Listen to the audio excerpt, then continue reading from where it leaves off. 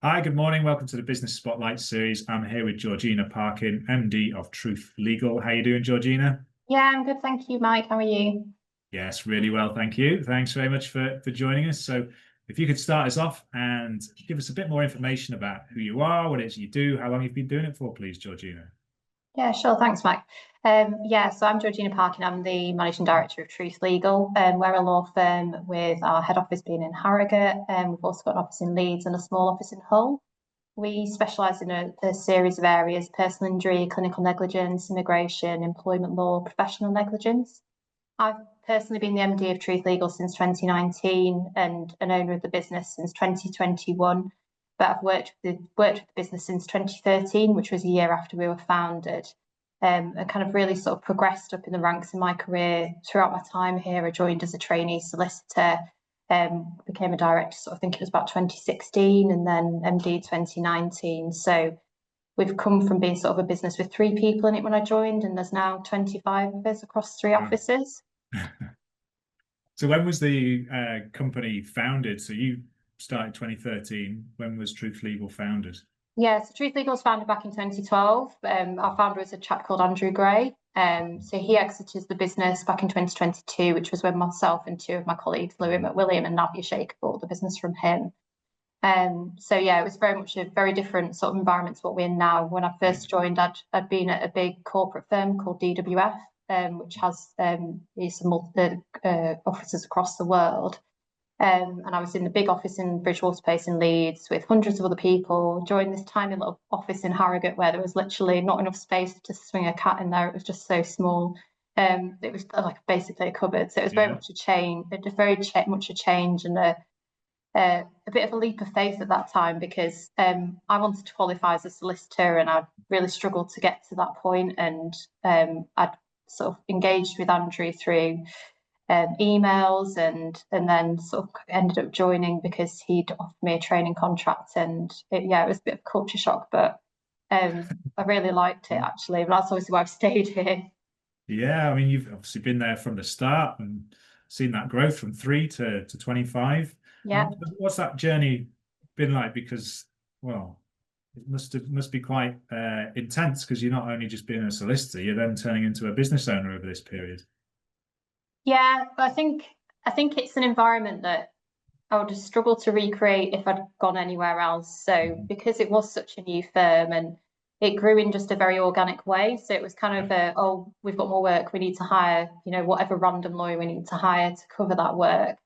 I ended up taking on a lot of responsibility for tasks very early on in my career that perhaps I wouldn't have done in other firms. So things like, assisting with marketing tasks, assisting sort of with just general business strategic decisions. Yeah, So I think it was kind of natural that the business grew that I kind of took on more and more because I was one of the people that in the business that had the most understanding of the business because I've been there from such an early yeah, stage. And obviously we've had our headaches as we've grown on that basis because you're growing from a firm of 3 people to 25 people. There's obviously mhm. minimal infrastructure with a firm with 3 people in it. So part of my role, particularly over the last couple of years, has been making sure that we're actually, we have those foundations in place so that when we do get bigger Yeah, and bigger, that we're there and that we can support it. Um, fantastic. So, what in terms of Truth Legal and there's many solicitors out there. It may not be that you're fundamentally different in the services that you provide, but is it is it a values based operation in terms of how you approach your work in order to stand out from other people? yeah, yeah, it really is. And I think the type of work that we do is very much all about sort of the human connection Mhm. and bridging the justice gap. So without giving a history lesson in terms of what's happened with like the justice system over the last sort of 15 years, but Yeah. uh, there's a lot less government funding for things like legal aid. So it's been decimated in certain areas, and people have a lot less access to getting free legal advice than they perhaps would have done in 15 years ago. And a lot of the work that we do is on no win, no fee agreements or affordable fixed fee options. And a lot of our clients are people that have never instructed a solicitor before. So they're coming to us in very vulnerable situations and really needing support. And one of the things that's really important to me as the leader of Truth Legal is that the people that work for us are really sort of aware of those things, and that they're really supportive of the people that are coming to instruct us. And our tagline is because you matter, and that's something that I want everyone who works for us to be thinking about all the time, and in all communications that they're dealing with. So whether that's communications with clients, communications with other colleagues, communications with people that we're using sort of as contractors, that it's really important to me that people that use us are feeling valued and listened to, and that they're part of the decision-making process when they're our clients. So yeah, we are very much a values-driven organisation, and that I'm really pleased that people that work for us really buy into that as well. Yeah, fantastic. I can see it on the sign at the back there, because you Yeah, I should have pointed to it, shouldn't I? Yeah, no, that's brilliant. I mean, in terms of leading an organization and having something like that everyone can buy into, it's really, really important. Is that something that was derived from yourself, or is it a group kind of consensus? How did you come about with that? Yeah, so we went through a bit of a rebrand. It'd be like 3 to 4, 5. It'd be about 3 or 4 years ago, and we felt that we needed something, and that kind of reflected where we were coming from and how we wanted people to feel, and people to know immediately when they were instructing us that that was what we're about. And yeah, it came about from discussions between various of us, and also we put it out to our employees and got them to be involved in the process as well. Nice, like that. It definitely strikes a chord when you explain it to me. Then I totally get where you're coming from, and yeah, the value of that phrase shines through. So that's a great share. Thank you. In terms of the challenges and opportunities ahead, then for Truth Legal, we've had Brexit, wars, pandemics, AI on the horizon, with various mutterings about industries getting changed quite significantly with that. What are the challenges and opportunities ahead for you, Georgina? Yeah, so I mean, in terms of challenges, there are some things that would appear to be challenges that actually have become opportunities. So our second biggest practice area is immigration. We only set up an immigration department back in 2019, and we've now got 7 lawyers doing immigration. And that department has grown largely because of the complications caused by Brexit. So it's so much more complicated for people to move to the UK, and obviously it's a thing where it's such a political issue that it's changing all the time. So that our team are having to deal with decisions, multiple times a year, where they're having to adjust sort of the advice that they're giving to their clients, and in some respects it creates opportunities, and in some respects it makes the job way more difficult. So we have to be, particularly that department, they very much have to be on their feet in terms of what the advice they're giving, particularly sort of for corporate clients that we've got. So we do advise some SMEs, so particularly care sector, hospitality sector, and it's causing some real headaches for employers in those areas where they don't really, they're having to change sort of their business strategy because they're not, being able to get over the workforce that they need to fulfill those roles, and there's not necessarily people within the UK that can fill those positions.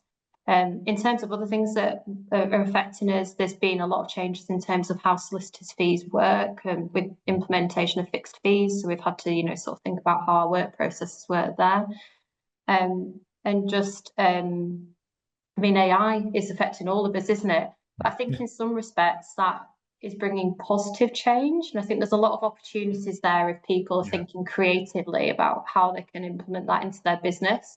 And the way that we're approaching it is very much not in a way where we're replacing people or, replacing huge parts of people's jobs, but more how can we make things, a bit more efficient, and what tasks can we be looking at that we perhaps don't need to be doing manually anymore, that we can be using that for instead. And I think that as business owners, if you're not looking at AI, you've got a real problem, because it's basically going to be like emails, where you can't pretend it's not happening, can you? You're going to have to deal with it. It's keeping the bits that are humanized, that need to be, and then using AI to free up people's time to do the human bits better or more effectively. Exactly, because I mean, such a huge component of our business is about that human interaction. And I wouldn't ever want people to instruct us, and the first interaction they get is not with a human, Yeah. because that just completely goes against our ethos. So that human element has to remain, but it's how you can be, making work processes a bit faster, cutting out some of the more like admin heavy tasks that you don't necessarily need somebody to be doing at our end. Yeah, that's great.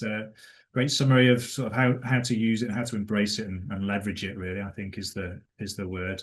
Not to be scared of it, but to embrace it in a way that works for you. But yeah, definitely humanization or human intelligence versus artificial intelligence is the big kind of, I suppose.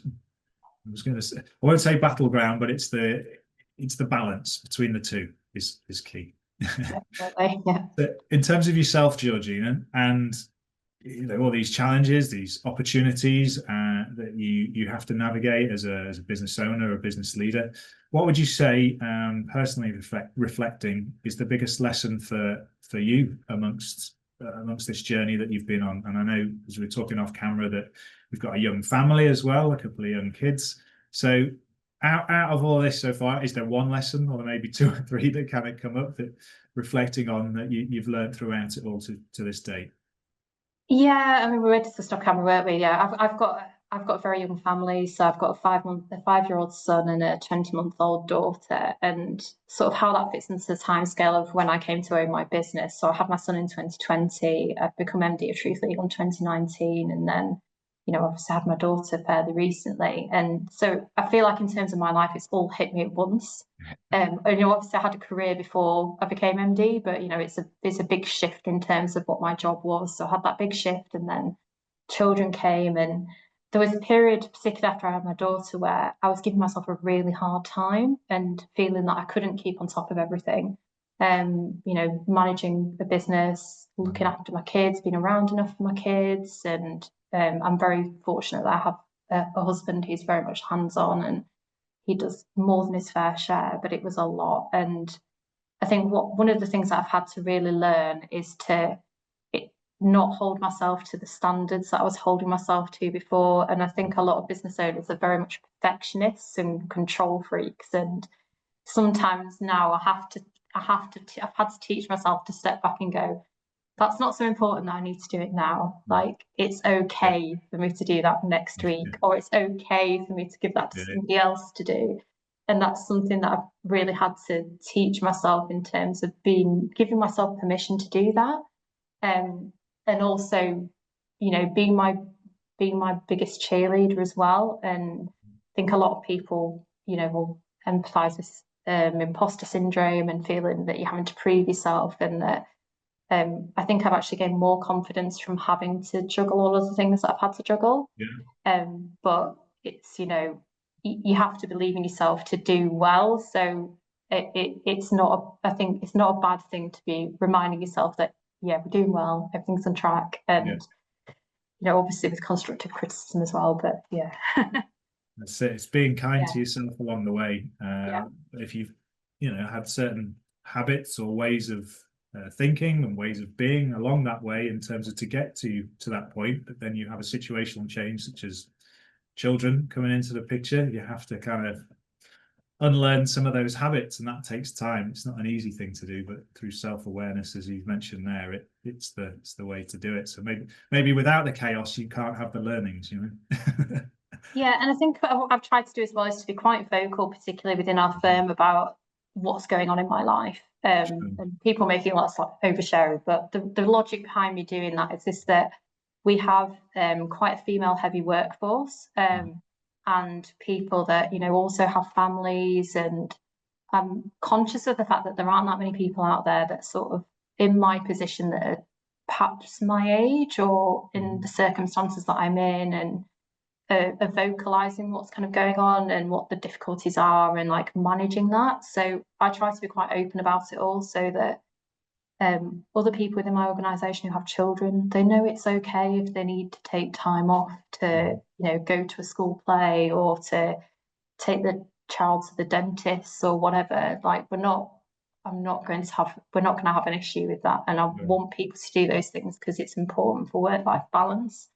And I feel like by sharing my situation and showing that I do those things, that then that hopefully sets a culture where everyone else feels that they can do that as well.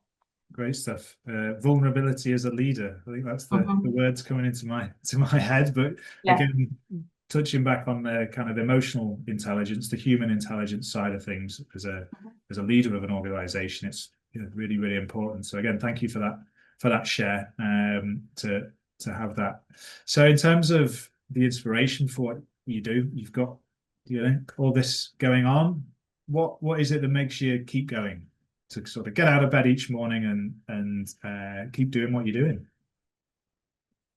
I think really just the stories of the people that we're helping. So I think a lot of the time when people go to law school, they kind of have this like romantic ideal of what they see being a lawyer as, and that you're going to be almost this like crusader, and that you're going to help all these people, and it's going to be the world's most worthwhile job, and that then somehow down the line you get sidetracked and you end up in a corporate firm helping like PLCs, and you look in the mirror and go, oh, this isn't perhaps what I thought I was going to do with my life. And I'm in the really fortunate position where that's not me, and actually we are really helping people, and it's really worthwhile work. Like there's been examples of like clients that I don't do so much casework anymore, but I've acted clients that have had brain injuries, really severe fractures where they've not been able to work again, and we've helped them with sort of rehabilitation and rebuilding their lives. And there are obviously other situations where other departments have helped with situations where people have been discriminated against at work, and it's been really awful. And it gives me immense job satisfaction when I hear about the people that we've helped, the cases that other people in the firm are working on. And although in the grand scheme of things, we're not making like huge shifts, it's each of those things that we're doing is genuinely bettering somebody's life. And that's what gets me out of bed on the morning, is that knowing that although it may not be personally me that's doing that work anymore, because my job's wider and making sure that everyone's kind of where they need to be and doing what they need to do and moving the business on forward generally, but it's knowing that by me doing that there are other people working with me and for me that are making those changes for people on a day-to-day basis. Fantastic. You're a facilitator of that, Yes. which it must be really, really rewarding. And you must see, in terms of that reflection there, both sides of life, that kind of the challenges and the opportunities, as we were mentioning earlier within your own business, but in people's lives that they have, and to be able to support that and be a part of that must be very rewarding in terms of helping people. So thank you for that share again. In terms of anybody trying to get into the legal industry then, or if you were to be zoomed back in time to 18 and a piece of advice, what would that piece of advice be to offer perhaps yourself at 18 before starting out? Yeah, I think when you're 18 and you're looking into a legal career, you end up getting sidetracked. I think when you go to university or go to careers fairs, and there's all these huge firms there, and you think that the only way I can become a lawyer is by going and working for one of these huge firms, and you don't really get the discussion about the other opportunities that there are, to be a lawyer and to work for other types of organisations. And I have worked in big firms, and I really enjoyed my time in big firms. And then by complete fluke, I ended up where I am now, and that was through me feeling very frustrated in the corporate role I was in. I hadn't got offered a training contract, and I thought I was going to get it, and I really wanted to qualify as a solicitor. So one day I was sat at home thinking, how can I qualify? And I wrote letters to random law firms in North Yorkshire saying, I've got all this experience, please give me a job, please let me qualify with you. And the one response I got was from Truth Legal, which is fine. What do you need? But I think the advice I'd given to myself at 18 was, I was obviously quite a bit older than that when I did that, but it's, looking at the other options, but also having the belief in yourself that to put yourself out there and explore opportunities that aren't immediately obvious. So I've come to work here and to become the managing director of this firm and to own this firm through a step that I took myself, which was to write a speculative letter to say, I could come and work for you. If I hadn't have done that, I would have never ended up in the position that I am now. So I think it's about, also trying to create your own opportunities and building your network as well. Yeah. Really, really important.